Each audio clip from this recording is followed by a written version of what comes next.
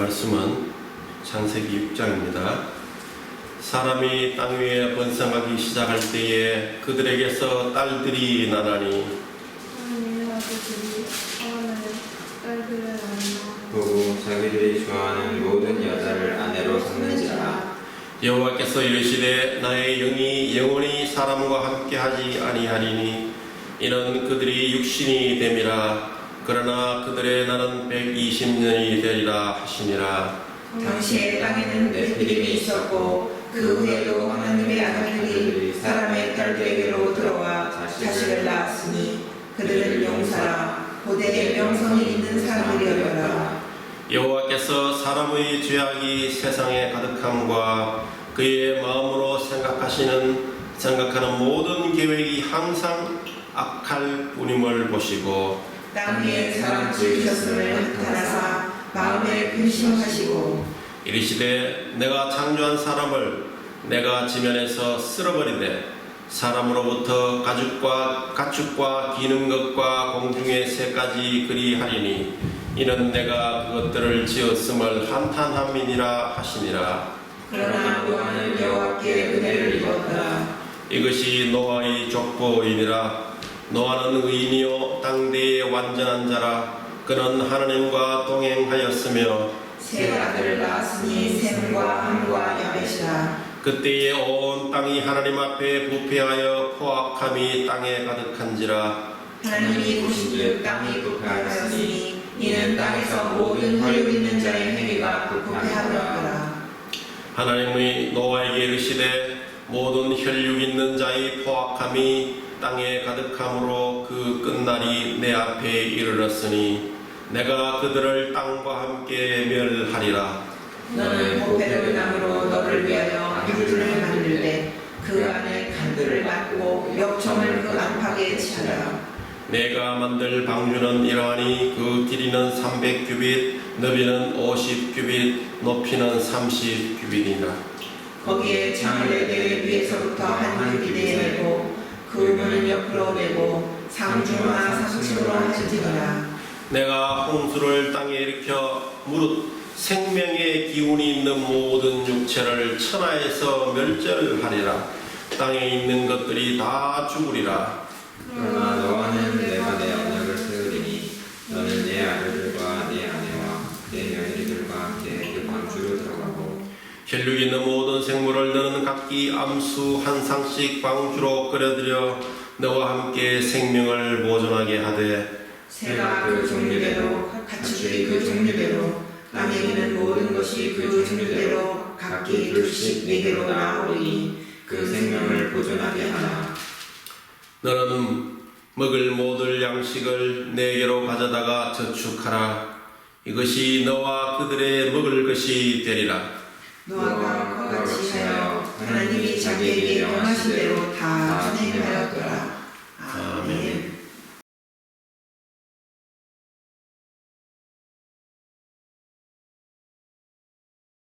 오늘은 노아라는 사람을 제목으로 창세기 6장의 말씀을 상고하면서 피차 은혜를 나누기를 원합니다.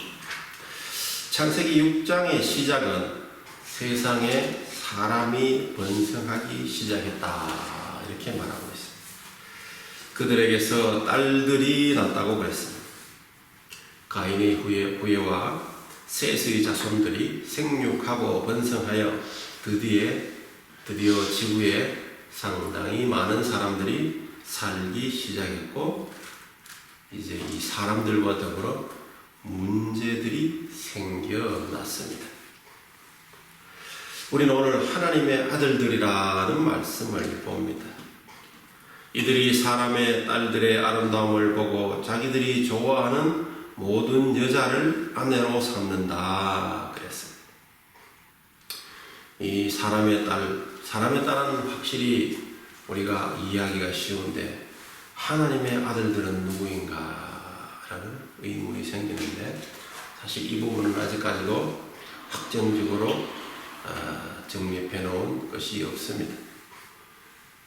셋의 아들들이다 이런 말을 하기도 하고 또는 천사들이다 이런 말을 하기도 합니다. 또한 네피림이라고 하는 용사가 있었고 그 이후에 하나님의 아들들이 사람의 딸들에게 들어와 자식을 낳았다고 했습니다. 그 자식들도 용사라 고대의 명성 있는 사람이었다. 이때의 명성은 좋은 명성이 아니고 악명이었다라는 겁니다. 이를 두고 하나님이 볼 때에 말씀하시기를 내가 나의 영이 영원히 사람과 함께 하지 아니하리니 이는 그들이 육신이 됨이라 이렇게 말했어요. 하나님의 영이 영원히 사람과 함께 하지는 않겠다 라고 한 것입니다. 이 말씀도 좀 생각이 갈라지는 그런 부분입니다. 하나님의 영은 성령이라고 볼 수가 있는데 성령이 사람과 함께 하지 않았다. 영원히 사람과 함께 하지 않는다라고 해석을 해야 될지 아니면은 하나님께서 사람과 영원히 함께 하지는 않고 육체를 가졌으니까 살아있는 동안만 함께 한다라는 것인지 그리고 그 날이 120년으로 수명을 정했다라는 것인지도 약간의 논란거리가 될 수는 있습니다. 이 부분도 명확하게 정립된 것은 없습니다. 이사야 44장 3절에서 보면은 나는 목마른 자에게 물을 주며 마른 땅에 시내가 흐르게 하고 나의 영을 내 자손에게 나의 복을 내 후손에게 부어주리니 라고 한 말이 나옵니다. 이것은 하나님의 종 야곱과 그 택한 이스라엘 백성에게 들으라고 하는 말입니다. 또 이사야 42장에서도 내가 붙드는 나의 종 내 마음에 기뻐하는 자 곧 내가 택한 사람을 보라. 내가 나의 영을 그에게 주었은즉 그가 이방의 정의를 베풀리라. 하나님의 영을 준다는 말을 기록하고 있는 것입니다. 구약 시대에는 오직 이스라엘 백성에게만 하나님의 영을 부어 주신다고 해서 그러나 예수님은 그 제자들에게 성령 보내실 것을 약속했습니다. 예수님이 요한복음 14장 16절에서 내가 아버지께 구하겠으니 그가 또 다른 보혜사를 너희에게 주사 영원토록 너희와 함께 있게 하리니 하시면서 성령을 보내심이 예수님께서 성부에게 간구하여 보내시는 것이라고 하였습니다. 요한복음 15장 26절에서는 예수님은 성령이 그가 나를 증언할 것이요 라고 했고 14장에서는 보혜사 곧 아버지께서 내 이름으로 보내실 성령 그가 너희에게 모든 것을 가르치고 내가 너희에게 말한 모든 것을 생각나게 하리라고 했습니다.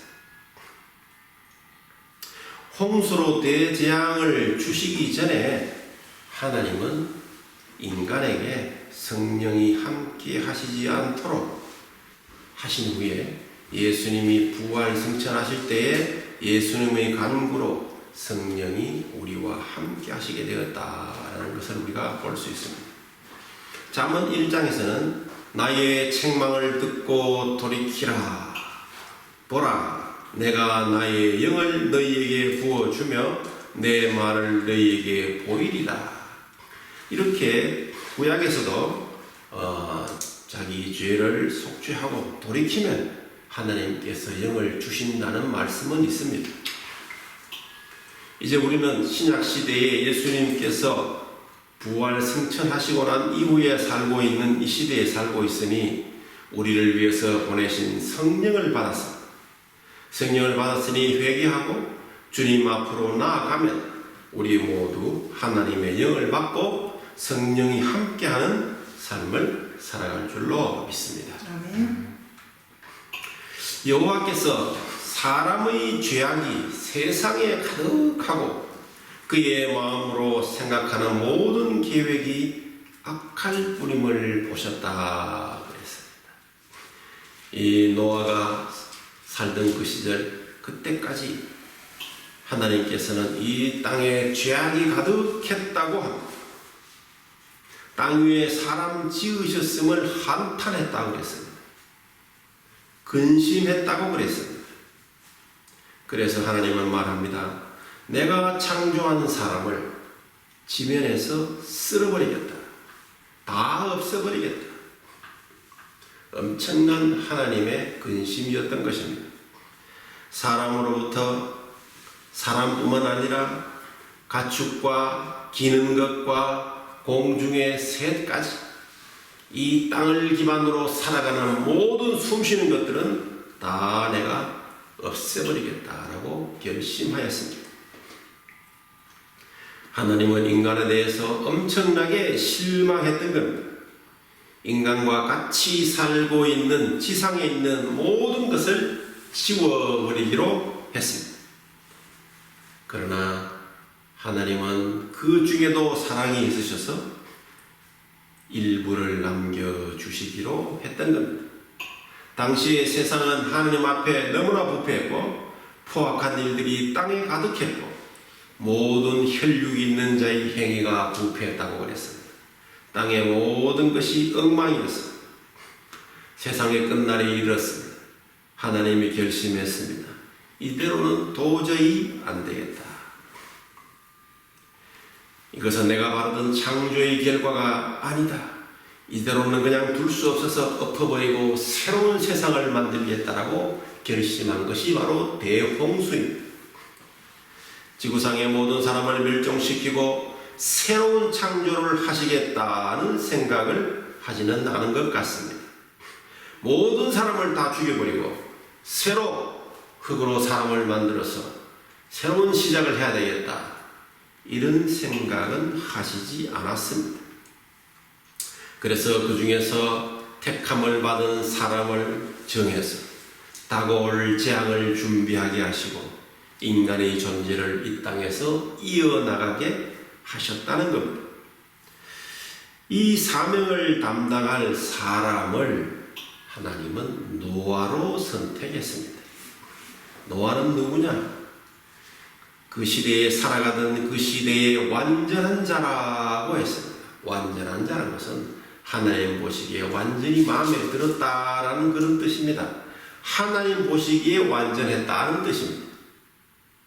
하나님 앞에 온전히 선 사람이었습니다. 노아는 그 조상 에녹과 같이 하나님을 동행하는 사람이었습니다. 하나님의 말씀을 내 뜻보다 먼저 하고 하나님 뜻에 따라 살기를 즐거워하는 사람이었습니다.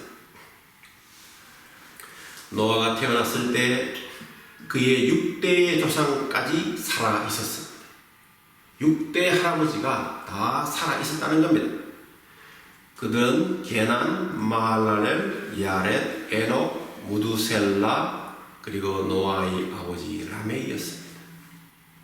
노아가 300세 될 때까지는 5대 조상이었던 라렛과 할아버지 무두셀라와 아버지 라멕이 살아 있었습니다. 이들은 좋은 가문이었습니다. 에녹은 그의 아들의 이름을 무두셀라라고 지어서 무두셀라가 죽을 때 무슨 큰 일이 일어난다는 뜻으로 그 자녀를 키웠습니다. 에녹은 하나님과 동행하는 또 하나의 첫 번째 사람이었습니다. 분명 노아는 하나님과의 관계가 아주 좋은 가문에서 태어났고 자신도 흠이 없는 사람이었습니다. 살아계신 조상으로부터 좋은 말씀을 듣고 훈계받으며 살았을 것으로 짐작할 수 있습니다. 이것은 노아에게 아주 좋은 교육이 되었을 겁니다. 이래서 부모가 중요한 겁니다. 자녀들을 어떻게 키울 것인가? 어떻게 신앙으로 가르칠 것인가? 어떤 가문에서 키울 것인가? 우리는 일반 세상 사람들이 돈을 버는 방법을 가르치고 돈으로 살아가는 것을 가르치고 돈에 대해서 가르치는 그러한 가르침을 하는 일반 불신자들이 아니라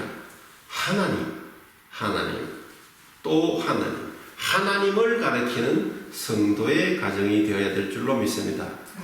하나님께서 복을 주실 때에 이처럼 모든 사람이 다 죽어가는 대홍수에서도 그 자녀 노아를 그리고 그의 세 아들을 구해서 노아의 방주에 태우게 하는 것입니다.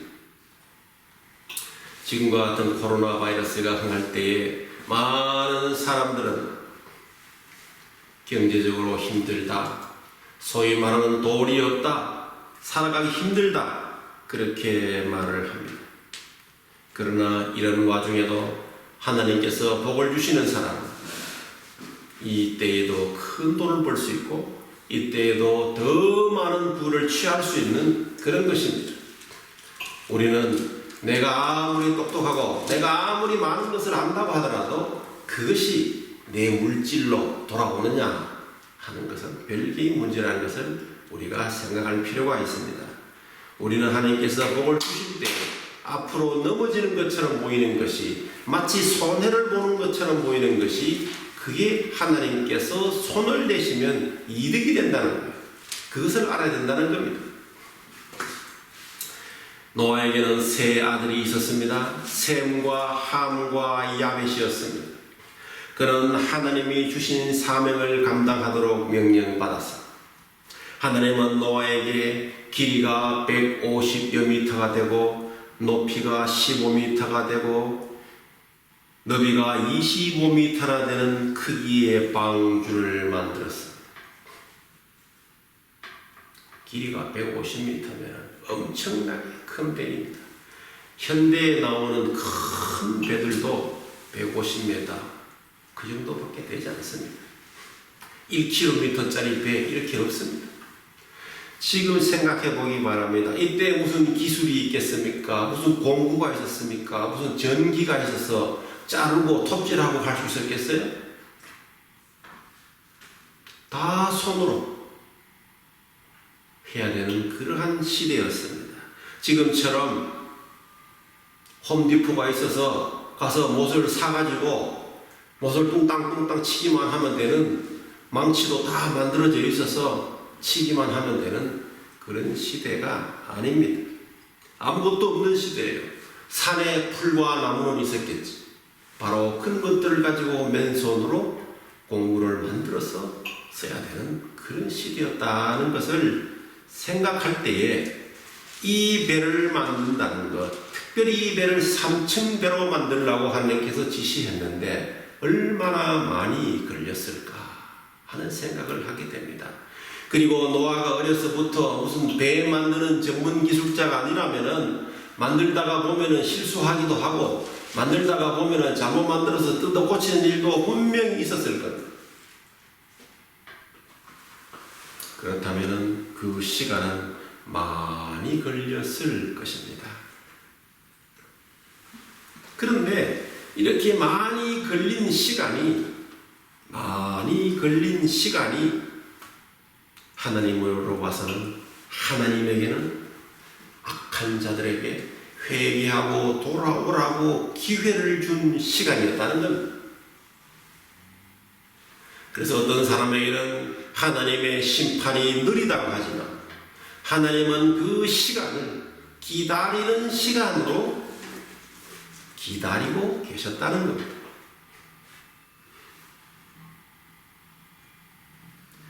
내가 만들 방주는 이러하니 거기에 창을 내되 위에서부터 한 규빗 내고 그 문은 옆으로 내고 상중하 3층으로 하라 그랬습니다.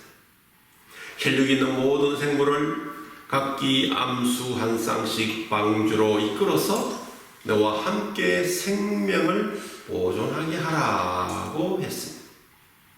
새가 종류대로, 가축이 그 종류대로, 땅에 기는 것이 종류대로 각기 둘씩 데려오리니 그들이 나오리니 그 생명을 보존하게 하라 그랬습니다.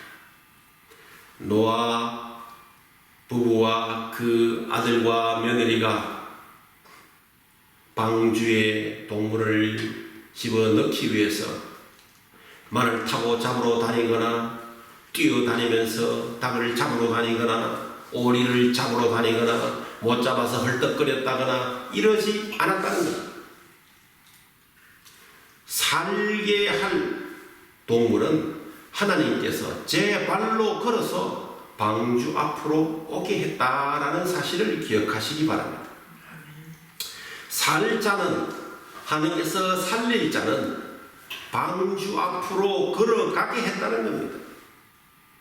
그 동물은 왜 자기가 그리로 걸어가는지 몰랐을 수도 있습니다. 하지만 하나님에게는 그 뜻이 있었다는 겁니다. 내가 왜 이 시점에서 무엇을 하고 있는지, 내가 왜 이것을 하고 있는지, 내가 왜 싫어하는지, 내가 왜 좋아하는지, 나도 모르게 왜 내가 많은 시간을 거기 할애하며 열심으로 하는지 잘 모를 때도 있습니다. 그러나 하나님은 그 뜻을 알고 있는 겁니다. 하나님의 계획 속에서 이루어가고 있다는 사실입니다. 뿐 아니라 너는 먹을 모든 양식을 내게로 가져다가 저축하라 그랬습니다. 하나님이 노아에게 먹을 양식을 저축하라고 말씀했습니다. 노아에게 홍수를 땅에 일으켜 무릇 생명의 기운이 있는 모든 육체를 천하에서 멸절하리니 땅에 있는 것들이 다 죽으리라 하셨으니 이제 온 가족이 먹어야 할 식량과 방주 안에 동물이 먹어야 할 그러할 식량들을 저축해야만 했던 겁니다. 노아가 행한 이 하나님의 명령은 며칠 만에 끝내고 잊어버릴 수 있는 그런 명령이 아니었습니다. 이 사역은 수년, 아니 수십 년, 어쩌면 수백 년이 걸렸을지도 모르는 일입니다. 그가 큰 배를 만들고 온 식구가 이 일에 종사하고 있을 때에 분명히 많은 사람들은 비웃었을 겁니다. 그는 외로웠을 겁니다. 아무도 인정하지 않는 방주 만들기 프로젝트, 언제 사용될지도 모르는 프로젝트. 그러나 노아는 확신이 있었습니다. 분명 하나님은 이 방주를 사용하실 거야. 분명 이 방주는 대홍수에 대비되어서 이용될 거야. 그리고 이 방주를 통해서 우리 가족은 구원받을 거다 라는 확신을 가지고 수십 년, 수백 년을 지켜오고 만들어 왔던 겁니다. 때로는 믿음은 외롭습니다. 오직 하나님과의 나만의 관계에 있기 때문에 남들은 이해하지 못할 수 있습니다. 내가 하나님과 함께 가는 그 과정, 그 여정을 가족조차 이해하지 못하는 경우가 있습니다. 하나님께서 부르실 때에 잘 다니던 직장, 좋은 직장을 그만두고 하나님이 명하는 곳으로 가기도 합니다. 그럴 때 많은 사람들은 잘 이해하지 못합니다. 그리고 안타까워하기도 합니다. 자기의 아내도 이해하지 못합니다. 남편도 이해하지 못합니다. 자녀들도 심지어는 이해하려고 하지 않습니다. 이럴 때에 외로운 믿음의 생활을 해야 하는 것입니다. 그러나 종국에서는 하나님의 뜻이 드러날 것이며 하나님으로부터 수고했다는 칭찬을 들을 것입니다. 신약 성경에서 노아의 방주를 이렇게 설명하고 있습니다. 베드로후서 2장에 보면은 그들은 전에 노아의 날 방주를 준비할 동안 하나님이 참고 오랫동안 기다리실 때에 복종하지 아니하던 자들이라.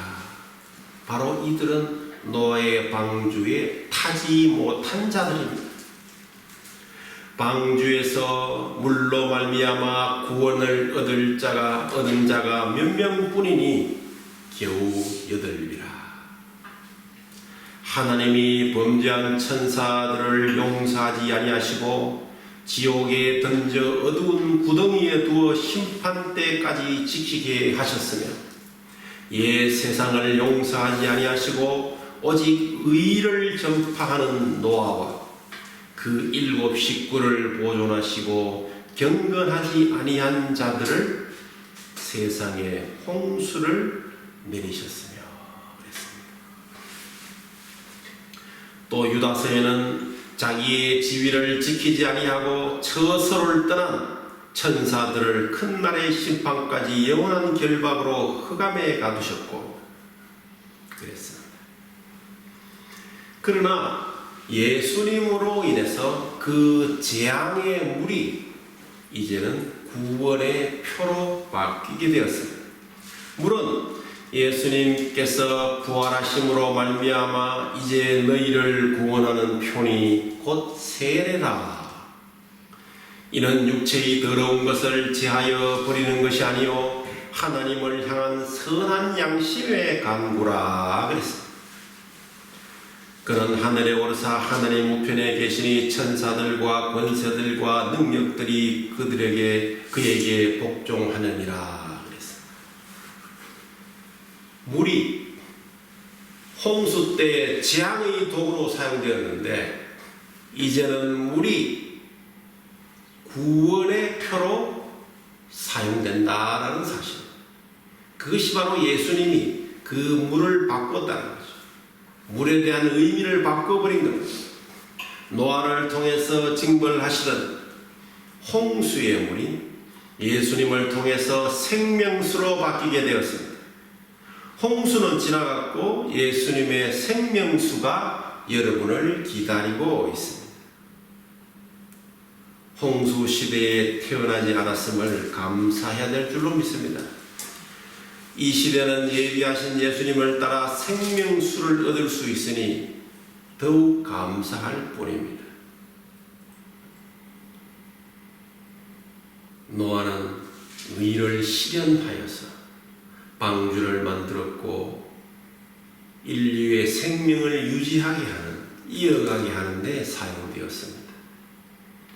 예수님은 그 물을 이용해서 생명을 구하는 데 사용하고 계시며 이제 우리는 세례를 통해서 하나님 앞에 나아가는 징표를 얻게 되었던 것입니다.